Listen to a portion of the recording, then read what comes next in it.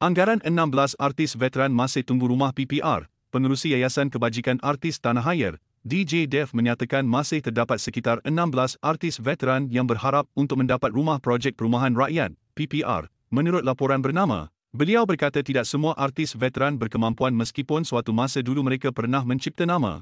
Namun, kini ada sebahagian mereka yang berdepan dengan kesukaran hidup, ada terpaksa menumpang bersama anak, ada yang hanya mampu menyewa bilik, dan ada kehilangan punca pendapatan akibat masalah kesihatan sehingga tidak mampu memiliki kediaman sendiri. Katanya selepas majlis iftar dan sumbangan wang tunai RM1,000 sempena Aidilfitri kepada 13 artis veteran di Kuala Lumpur. Menurutnya lagi, kira-kira 16 artis veteran terdiri pelakon, penyanyi dan pemuzik masih menunggu jawapan untuk mendapatkan rumah PPR. Penyediaan rumah mampu milik untuk artis veteran bukan hanya soal kebajikan, tetapi juga sebagai penghargaan sumbangan mereka kepada negara, ujarnya. Sejak penubuhannya 13 tahun lalu, yayasan itu telah membantu hampir 1,900 artis veteran termasuk melalui bantuan keuangan dan program sosial bagi meringankan beban golongan itu.